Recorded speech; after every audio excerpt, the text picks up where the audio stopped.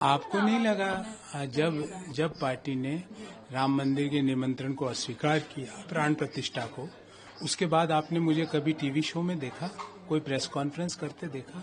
मैंने प्रयास किया कांग्रेस के हर बड़े नेता को इस बारे में अपनी भावनाओं को अवगत कराने का, पर जब उन्होंने मेरी भावनाओं से अपने आप को अलाइन नहीं पाया तो मुझे लगा कि जब मेरे धर्म के ऊपर प्रश्न लग रहा है, सनातन संस्कृति पे प्रश्न लग रहा है, मैं आज लिबरलाइजेशन, प्राइवेटाइजेशन, ग्लोबलाइजेशन नीतियों का विरोध कर रहा हूं जो पीवी नरसिम्हा राव साहब ने, मनमोहन सिंह जी ने देश को दी।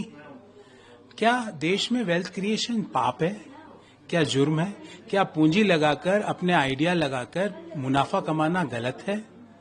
तो सुबह से शाम वेल्थ क्रिएटर्स को गाली दो, सुबह से शाम सनातन धर्म के खिलाफ जो बोल रहे हैं उस पे चुप्पी धारण करके रखो, कोई मुंह से कुछ मत बोलो। और प्रभु श्री राम की प्राण प्रतिष्ठा को 3 महीने हो गए। क्या आप पहले बोला कि हम उस इवेंट में नहीं जाएंगे, 3 महीने तो कोई इवेंट नहीं था, क्यों गए? क्या कारण था, क्यों नहीं गए? तो इन चीजों के बाद मैंने पहले प्रयास किया, क्योंकि मैं ऐसा मानता हूं कि व्यक्ति को सबसे पहले अपनी भावनाओं को सबसे अवगत कराना चाहिए, और ये ऐसी कंडीशंस थी जिसपे कोई कॉम्प्रोमाइज नहीं हो सकता, अनकॉम्प्रोमाइजेबल कंडीशंस थी।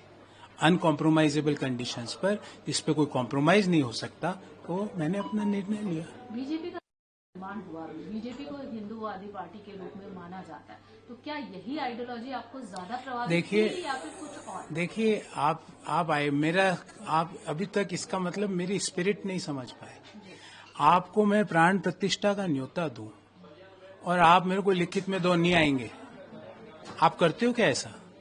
आपको मैं अपने घर पे डिनर पे इनवाइट करूं, आप लिख के दोगे नहीं आऊंगा? आप भगवान के सामने पाप कर रहे हो। और मेरे माता जी मुझे बचपन में एक कहानी सुनाती थी, वो मेरे जहन में अभी आज पूरे सुबह से वही है कि जब तक भगवान का अनुमति नहीं होती, कोई भी व्यक्ति भगवान के दर्शन नहीं कर सकता।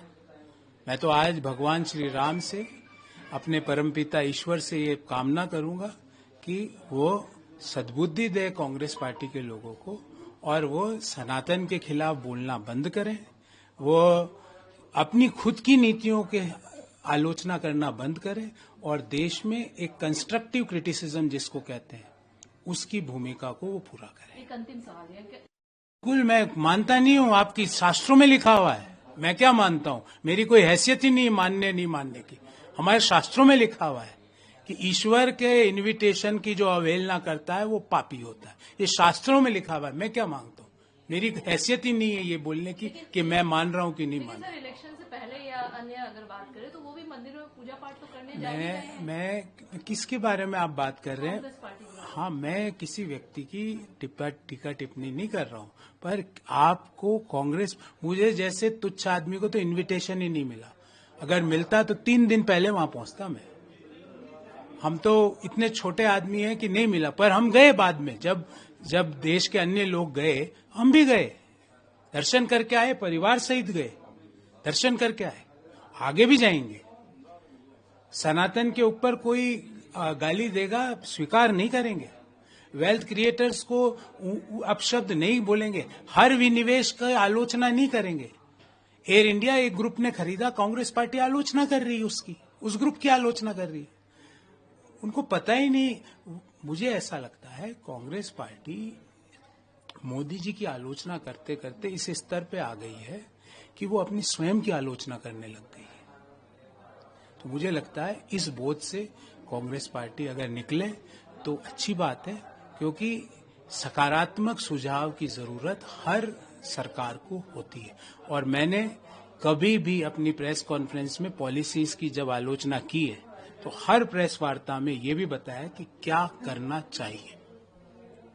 Otherwise I can say you are bad, but why you are bad और why you are good, I should share the reasons and concerns regarding that.